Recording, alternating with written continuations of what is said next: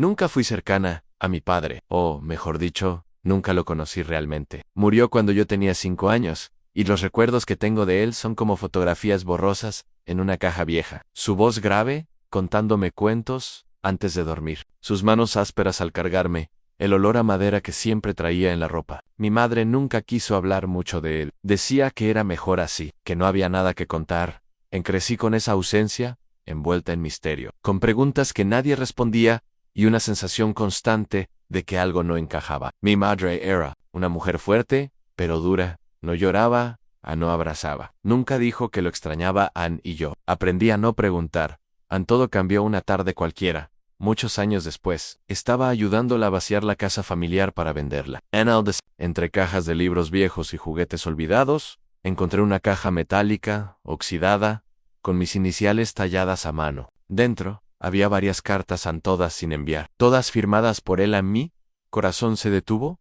Tomé la primera con manos temblorosas.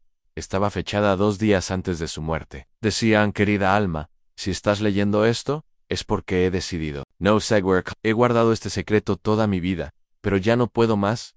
Tienes derecho a saber la verdad, a saber quién eres, a saber quién fui y por qué tomé la decisión más difícil de mi vida. Seguí leyendo, y cada palabra fue un disparo al alma. La carta revelaba que yo no era hija biológica de mi madre, que ella me había adoptado en silencio tras la muerte de mi madre biológica, la primera esposa de mi padre, una mujer de la que nunca se hablaba. Volví a leer. 1, 2, 3 veces. No podía creerlo. No era solo una historia de amor interrumpida por la tragedia. Era un rompecabezas enterrado durante décadas. Mi padre había amado profundamente a esa mujer, y cuando ella murió, mi madre, su mejor amiga de juventud, había decidido criarme como suya, pero sin contarme nunca la verdad. Seri la Shaya. Bajé del desván, fui directo a buscarla. ¿Quién era Alma?, le pregunté, sosteniendo la carta. Mi madre se quedó en silencio. Me miró, y por primera vez en mi vida, lloró. Tu madre, dijo. Sin más, me contó todo. La enfermedad repentina, el miedo, el pacto con mi padre, el dolor de criar a una niña que no era suya, pero a la que aprendió a amar, y el terror de perderme si contaba la verdad. Siempre supe que un día encontrarías esas cartas, me dijo Annie. Siempre temí este momento, pero ahora que llegó, no me arrepiento. Fue duro, muy duro. Sentí que toda mi vida era una mentira. Pero también, con el tiempo, entendí que era una verdad construida desde el amor más complejo que puede existir. En el amor que cuida en silencio. Pasaron semanas, y decidí buscar más. Fui al cementerio donde estaba enterrada Alma. Nunca me habían llevado allí. Encontré su tumba simple, sin flores, pero con una inscripción que me rompió el alma. Lo que no viví contigo, lo guardo en mi sangre. Me senté frente a la lápida. Le hablé, lloré, le pedí perdón por no haberla buscado antes, por no haber sabido su nombre, por no haber sentido su ausencia en ese día. Sentí que algo se cerraba y se abría al mismo tiempo, como si por fin supiera quién era, y como si aún me faltara tanto por descubrir. Comencé a investigar, a reconstruir la historia de Alma. Visité su pueblo natal, hablé con una prima lejana, descubrí que escribía poesía, que daba clases a niños, que amaba el olor del café recién hecho, y que tenía la misma risa que yo. Cada dato era un hilo nuevo que unía mi presente con su memoria. Sentía que de algún modo, ella me estaba guiando, que no estaba sola en esa búsqueda.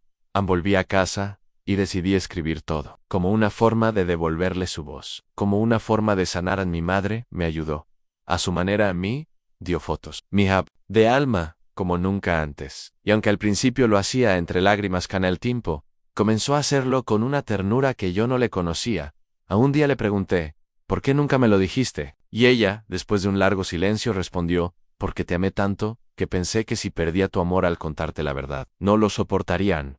Hoy, entiendo que las verdades duelen, pero las mentiras duelen más cuando se sostienen por miedo, y que el amor verdadero no siempre tiene forma de cuento, pero sí puede cambiar una vida entera.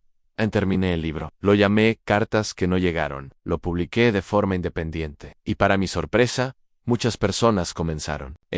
Me contaban historias parecidas, secretos familiares, verdades que salían a la luz después de años. Y cada vez que leía una, sentía que mi historia ya no era solo mía, que todas esas heridas estaban conectadas. Hoy dirijo un pequeño taller de escritura para personas que quieren contar sus historias. No importa si las publican o no. Lo importante es que las digan, que las liberen. porque entendí que el silencio se hereda, pero también se puede romper en dos, y cuando lo hacemos, no solo sanamos nosotros, también sanamos a los que vinieron antes y a los que vendrán después. Así que si estás leyendo esto, Waigardasyuna, ¿verdad que pesa? No la dejes en el desván, sáquela a la luz. Escribel, háblalan, porque quizás esa historia que callas es justo la que alguien necesita para sanar. Un año después de publicar el libro, recibí una carta sin remitente. Solo decía yo, también conocía a Alman y tú deberías saber la otra mitad de la historia. El sobre contenía una dirección, un número de teléfono y una vieja fotografía en blanco y negro. En ella aparecía Alma, sonriendo, junto a un hombre que no reconocí. Al reverso, una fecha 1983, un año antes de que naciera, llamé al número. A mi voz temblaba. ¿Quién esto? Un hombre mayor, con tono amable, que al escuchar mi nombre dijo, sabía que algún día llamarías. Su nombre era Samuel. Había sido amigo cercano de Alma durante sus últimos años, y según él, algo más. Diyokiu Alma, antes de morir, le pidió que guardara unas cartas que nunca quiso enviar. Me las entregó en mano una semana después, en una pequeña cafetería de barrio. Eran 5 cartas. Una, para mí, una, para mi padre. Una, para mi madre adoptiva. Una para una hermana que no sabía que tenía. Y una última, sin nombre, leí, primero la mía. Alma hablaba como si me conociera, como si supiera que algún día leería sus palabras. Me hablaba de lo que sentía al saber que no podría criarme, de los sueños que tenía para mí, de cómo confiaba en que el amor de los otros me cuidaría. Lloré durante horas, en silencio, como si cada frase tejiera una manta nueva alrededor de mi alma herida. Y, entonces, entendía mi historia, no había terminado con el descubrimiento. Solo había comenzado. Tenía una hermana, y esa sería la siguiente historia por contar. Samuel me dio un nombre, Lucía. Dijo que Alma había tenido otra hija antes de conocer a mi padre, fruto de una relación fugaz que terminó mal, que la había dado en adopción forzada cuando apenas tenía unos días, que nadie en la familia supo de esa niña, salvo Samuel y una amiga cercana de Alma, quien firmó los papeles por ella en un momento de desesperación. No podía creerlo. Tenía una hermana, alguien que quizás vivía sin saber de su historia, igual que yo tantos años atrás. ¿Dónde está?, le pregunté. No lo sé. Alma no quiso buscarla. Dijo que si algún día ambas estaban listas, el destino se encargaría a mí. Aferré a esa idea en el destino. Como si no tuviera suficiente con todo lo que ya había removido, ahora tenía otra misión o otra pieza del rompecabezas por encontrar. Volví a casa con las cartas en el bolso, pero el corazón en otra parte. Empecé a buscar. Pedí ayuda a una organización que rastrea orígenes biológicos. Me pasé noches enteras leyendo foros, contactando fundaciones, armando árboles genealógicos con nombres incompletos y fechas difusas. Pasaron meses sin ninguna señal. Hasta que un día recibí un correo a me llamo Lucía. Me dijeron que estás buscándome. Sentí que el aire me abandonaba. No podía ni leerlo en voz alta. Era ella. Tenía que serlo. Nos escribimos por semanas antes de atrevernos a hablar. Yo le contaba fragmentos de Alma, de lo que sabía, de lo que no entendía aún. Ella me contaba de su infancia, de sus padres adoptivos, de una sensación constante de vacío que nunca supo nombrar. Cuando por fin nos vimos, fue en un banco de plaza, bajo un árbol inmenso, donde las hojas caían como si la historia misma se estuviera deshojando frente a nosotras. Ninguna lloró al principio. Nos quedamos mirándonos, como si tratáramos de reconocernos en los rasgos de la otra, hasta que Lucía dijo, «Tiene sus ojos». Y ahí, sí, lloramos. Pasamos horas hablando. Caminamos por la ciudad, compartimos café, risas nerviosas, silencios. Curolin, le conté sobre las cartas, sobre Samuel, sobre la tumba de Alma. Ella me contó que siempre soñó con una madre que le cantaba en voz baja. Aunque nunca la conoció. Días después, fuimos juntas a visitar la tumba. Llevamos flores, dejamos una carta, y nos quedamos en silencio.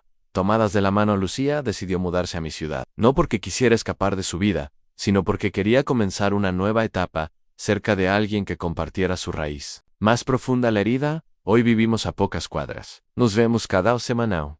A veces, solo para caminar. Otras veces para leer en voz alta los poemas de Alma que he ido recopilando. Estamos escribiendo un libro juntas. Se llama Herencia Invisible. No sobre el pasado, sino sobre cómo reconstruirnos después de él.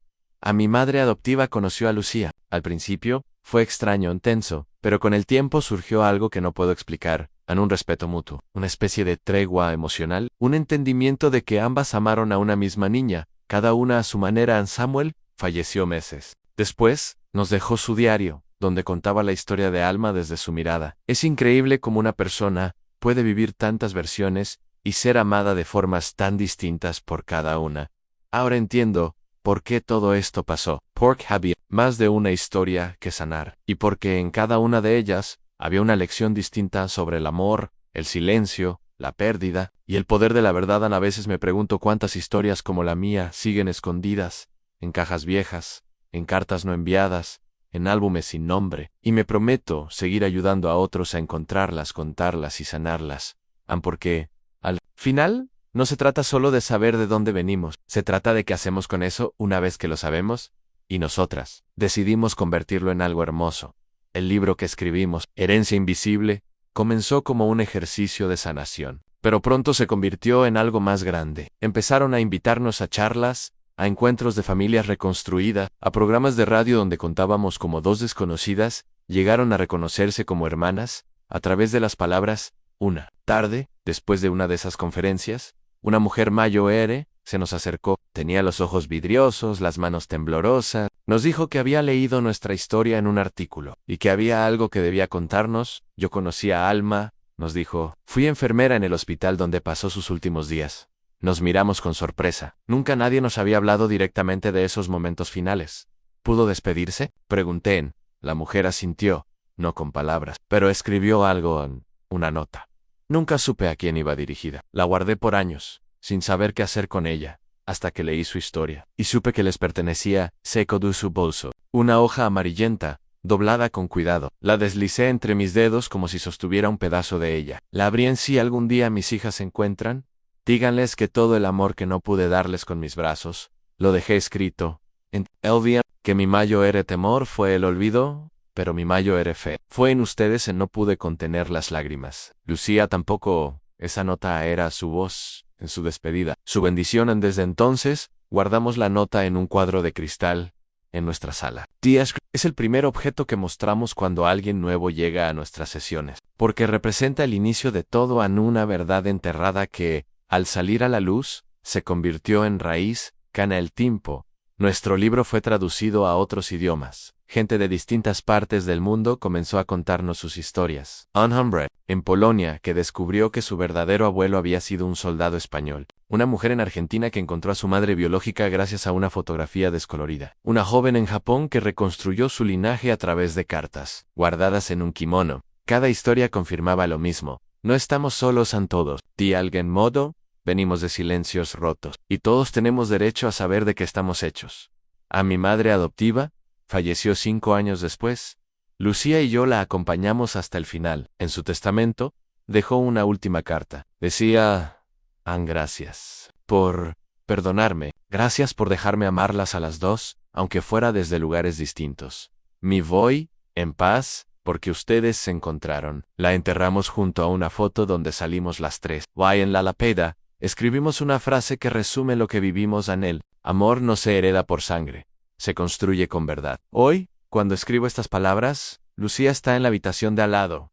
Está editando el segundo libro que publicaremos juntas. Se llama La mitad del viento. Porque so few. Alma para nosotras, la mitad que sopló en direcciones distintas, hasta que el destino nos reunió. A veces nos preguntan si duele recordar tanto. Y sí, duele, pero también sana. Porque al contar estas historias, no solo le damos sentido a lo vivido, también construimos el tipo de futuro que merecemos. Y si tú estás leyendo esto, y aún tienes miedo de contar tu historia, solo te diré algo, hazlo, porque quizá como Alma, tú también estás dejando amor en el viento, esperando que alguien lo encuentre.